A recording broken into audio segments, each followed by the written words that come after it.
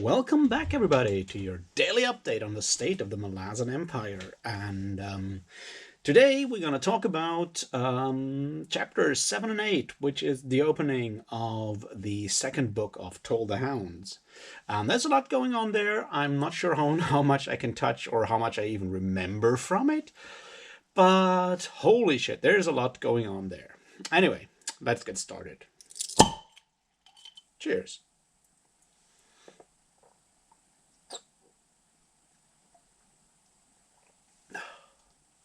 All right, here we go.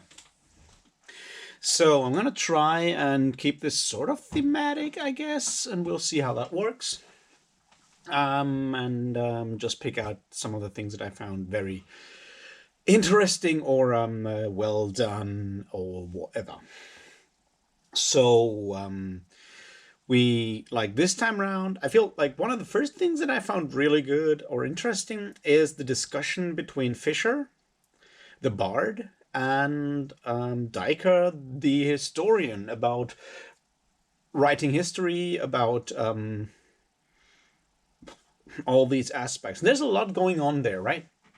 You have Fisher claiming that bards have no gods, and historians probably also not, that bards just like the destroying the idea of objectivity.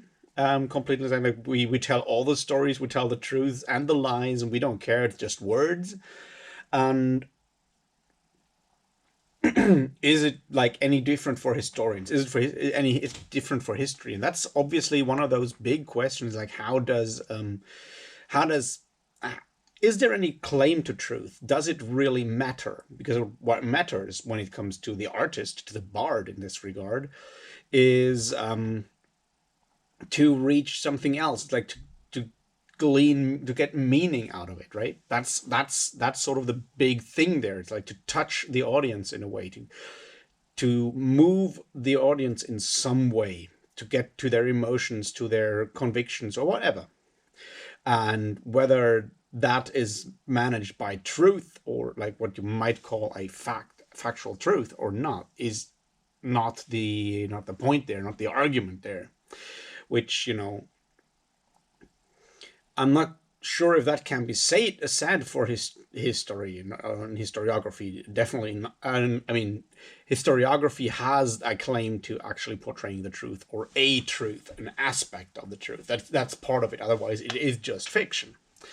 But then on the other hand, when you look at what bards, or a bard like Fisher does, is also not just inventing fiction, but using a different medium to tell about events, about real events, which is basically what happens when he sits down with Diker and lets Diker tell him the story of the chain of dogs once again. And this is important because what you can take away from that is that certain experiences or certain events cannot be told in the dry, pseudo-objective tone of historiography that Diker uses normally, right? That can't be done, because what the essence of those events can't be transported by that form, which leads us to the question of whether there is a connection between form and substance of something, like form and content. Are they completely separable or not? And it seems the argument that Fisher, and thus possibly Stephen Erickson, makes here is that this is not the case. It's for specific content, for a specific substance, for a specific meaning to come across, you need the fitting form. In this case, the tale, the radically subjective tale told by the bard. And obviously that's an interesting point to make. And then there's also the point that quote where Fisher says that you and I, we don't tell, we show. And we've obviously spoken about show don't tell and how that works or not works, and that being one of the literary paradigms of the last century or so, and it's one that is very much espoused by Stephen Erickson as a writer. It's like the idea of like showing, not telling.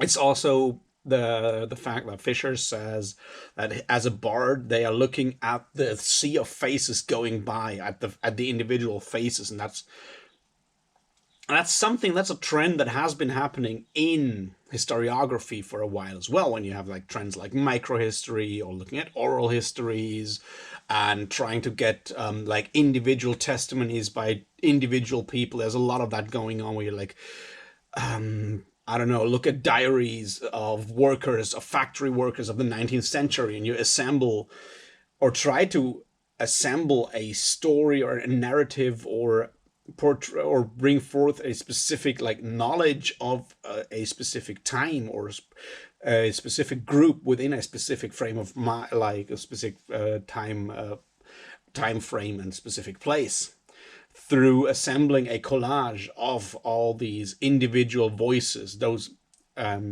faces, so to speak. And that's something that has happened in historiography over the last, I don't know, 50, 60 years or so at this point, where where there is that trend away from this very dry historiography that just describes events as this long march towards progress, or not always towards progress, but like from a very high far, like from a very long distance away, with a very objective or pseudo-objective sound to it. And we've moved away from that in historiography and how we deal with history at this point. And the conversation that Daika has there with Fisher, I felt, is a good meditation on that specific topic, on like not mimics, but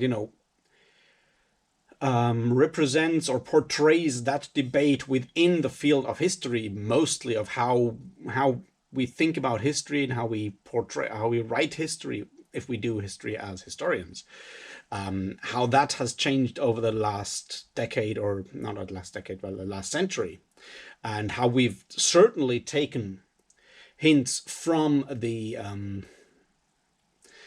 from literature and looked at tools in literature. There's always the whole idea of meta history by Hayden White, which is sort of the book that looks at this idea that we have always done it, but it's a different thing if you do it subconsciously or if you're actually aware of what you're doing there, and like looking at these tools that literature and writing have given us to actually bring across whatever you want to bring across with your historiography. So yeah, that's a bit that I found very interesting, and I just, struck a nerve with me is the words that I'm trying to use here.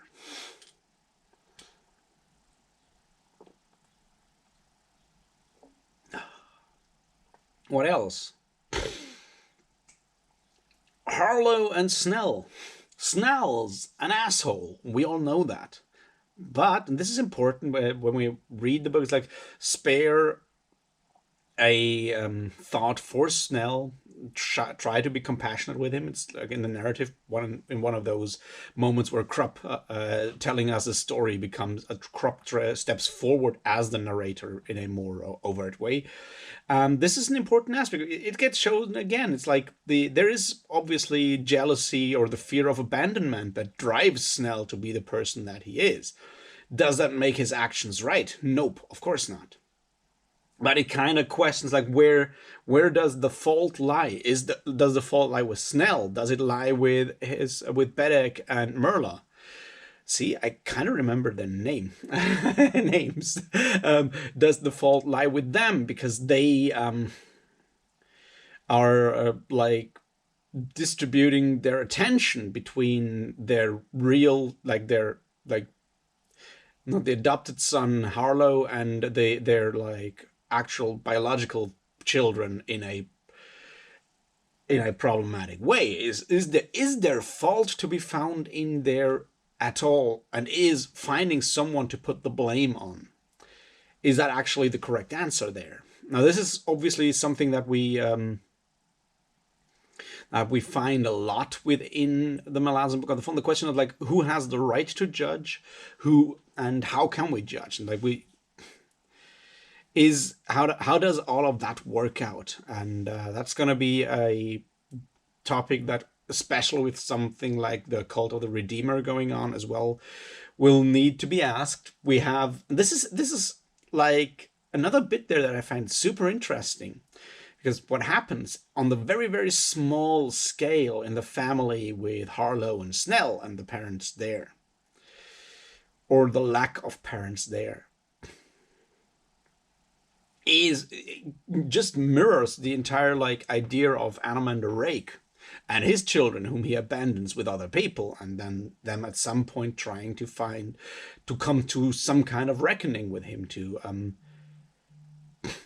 yeah, to come to some form of reckoning, or whatever. So there's that, once again, this like idea of events repeating, or not really repeating, but having this like micro scale correspondence between events in the Malazan Book of the Fawn, which is a cool thing, because it's also something that we as human beings do a lot. Is like we try to compare our own personal things with the patterns in our own personal lives, with patterns or larger patterns that we imagine exist out there. It's like the whole idea of astrology comes from that. The whole idea of like the macrocosm and the microcosm being being interconnected. So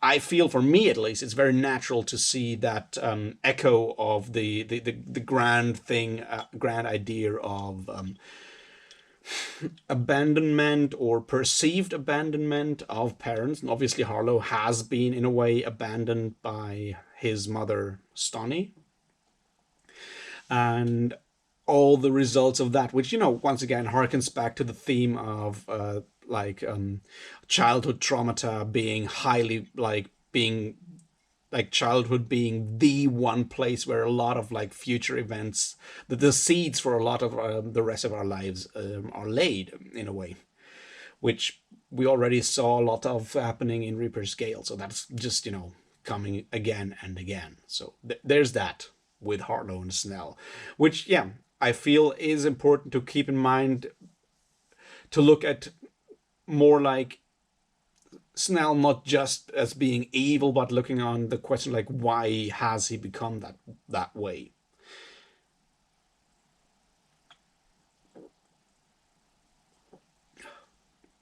Which obviously is no attempt at like moral relativism, because that's not what it is. It's more a question of awareness, of of awareness, which then comes to responsibility, because people need to be able to understand their acts, or fully understand their acts, to be able to take responsibility or take accountability for what they are doing. That's exactly the point there. And the question is that already the case with someone like Snell? Anyway, we'll go back to the question of Snell in the future, but it's already made clear that he acts from a place of fear and jealousy, I guess. And jealousy is at its heart, obviously, is fear of abandonment, right? I mean, or any other kind of fear, but jealousy as an emotion is rooted in fear of abandonment or inadequacy or whatever. It's like, it's a problem. Is what it is. Yeah. What else?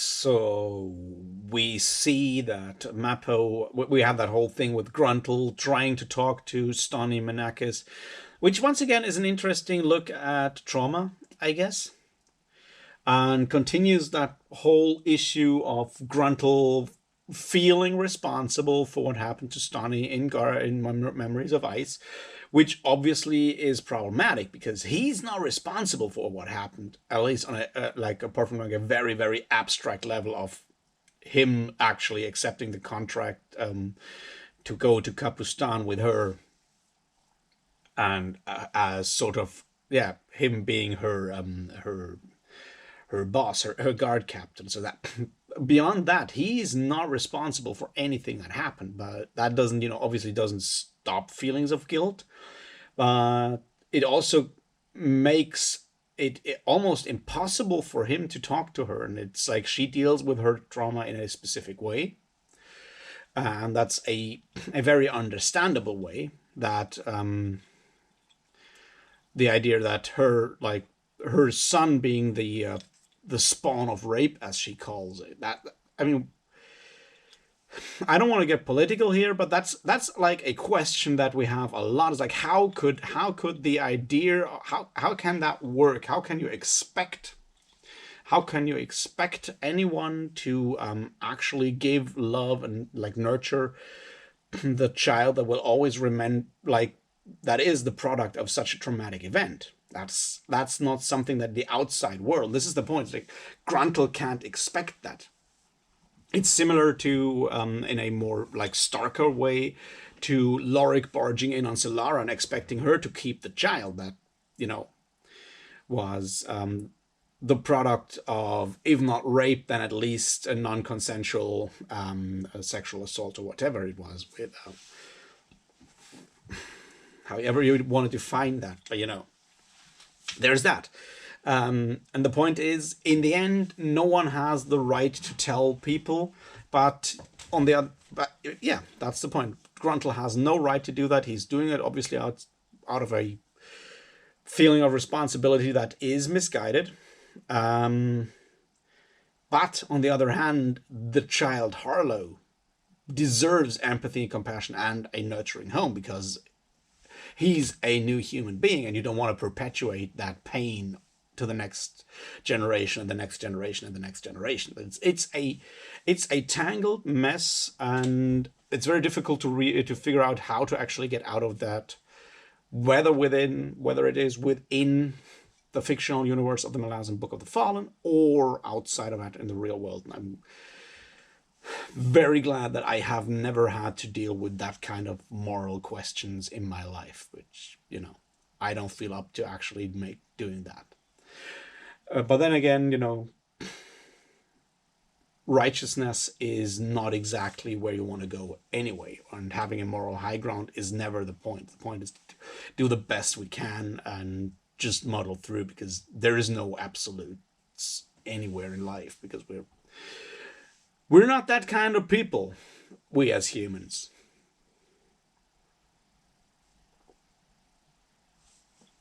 All right. Now let's look at something that I found very interesting, or just cool. The whole episode with Karsa Orlong and the captain.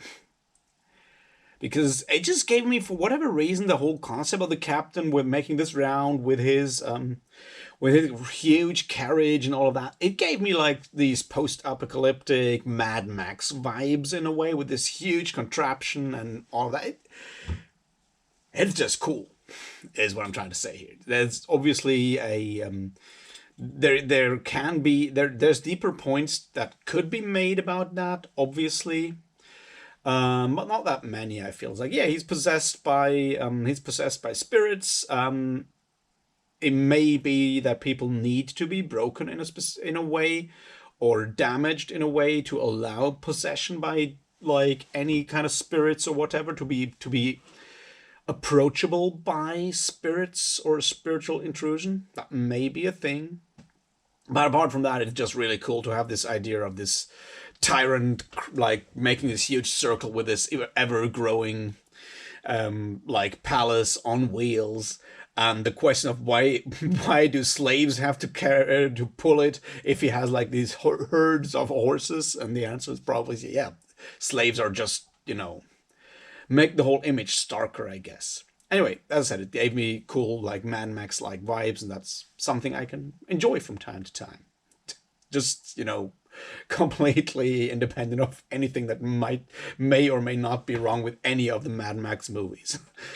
Anyway, just wanted to point out that I really enjoyed that just for its sheer awesomeness. And it feels like one of those bits that are like very much rooted in the role playing game aspect of it, because that whole concept of the captain with his like moving palace and the Skathandi troops around him and stuff, that very much feels very much like tabletop role playing game to me. I may be wrong, but it feels very much like that.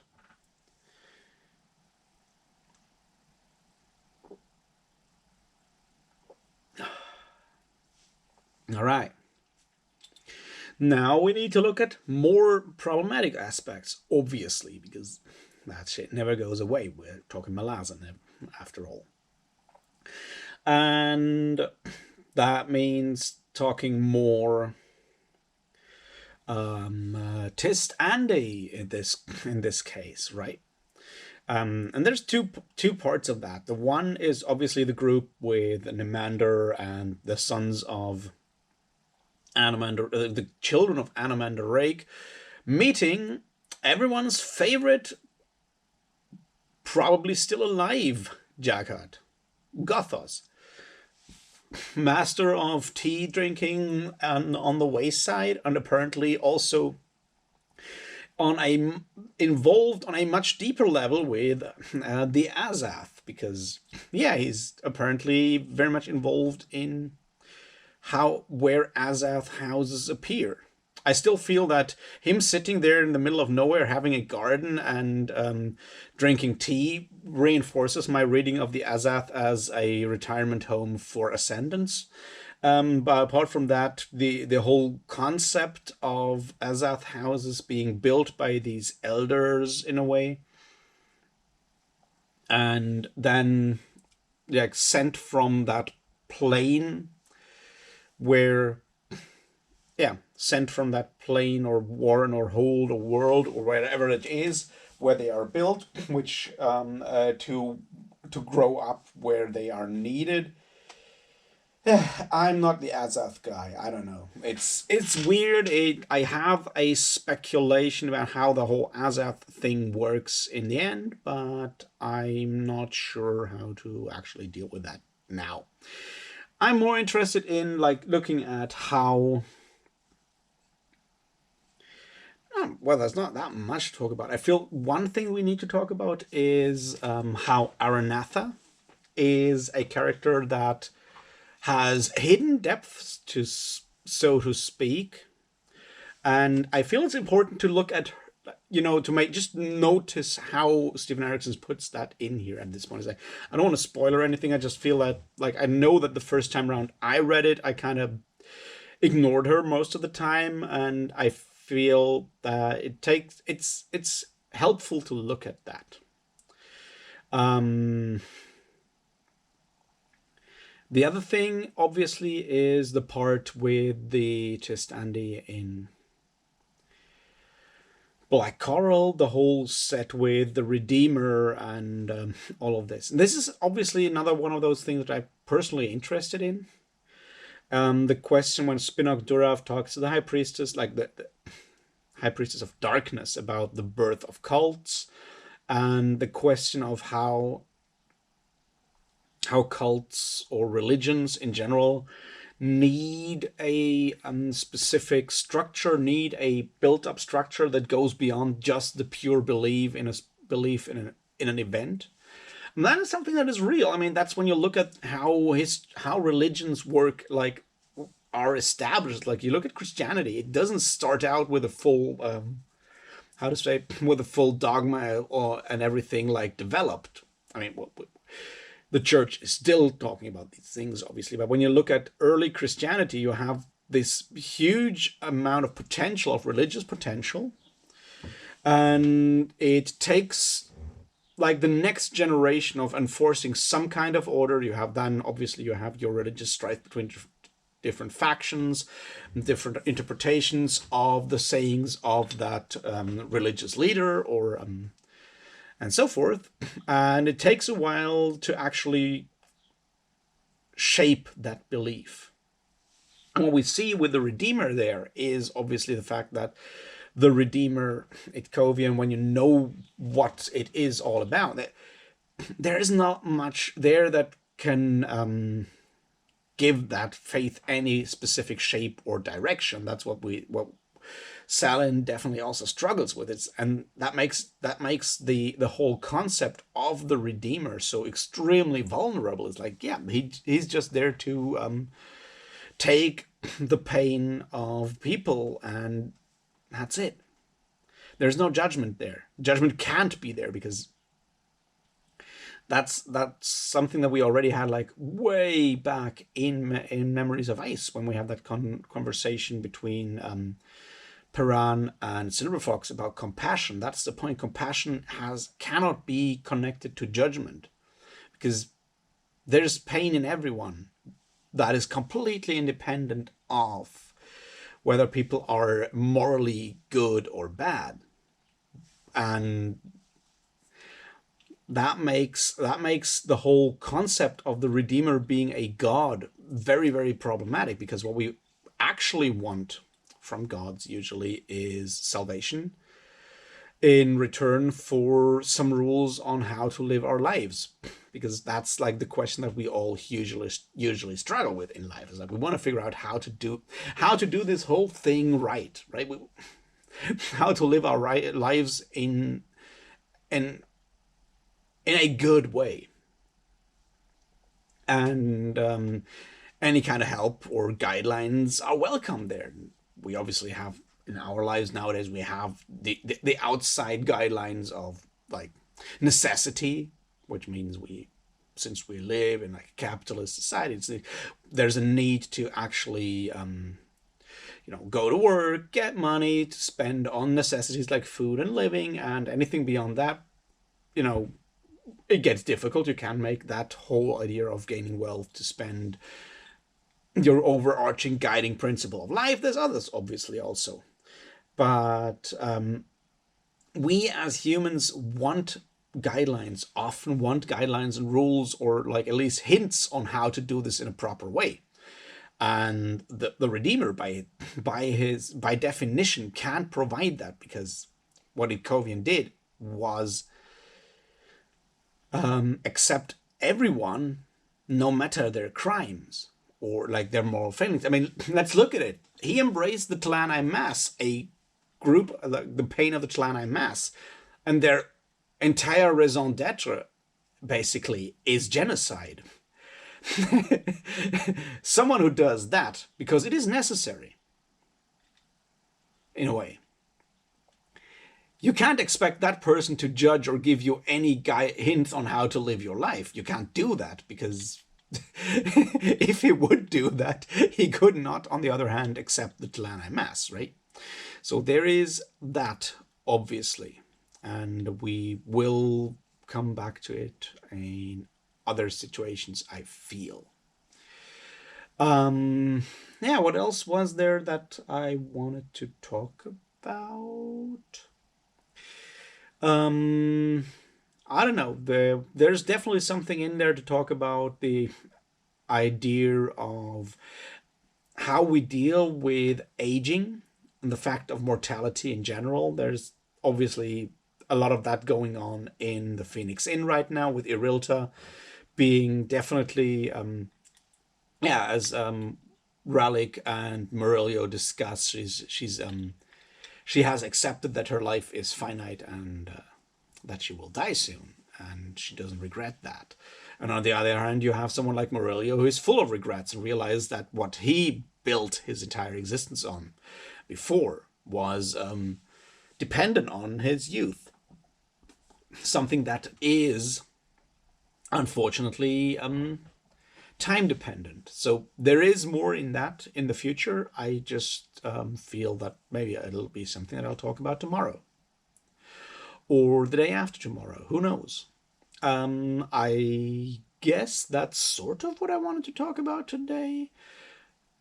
I'm pretty sure there's more and I missed a lot, but I'll just weave it in tomorrow when I talk about more Toll the Hounds. Until then, cheers.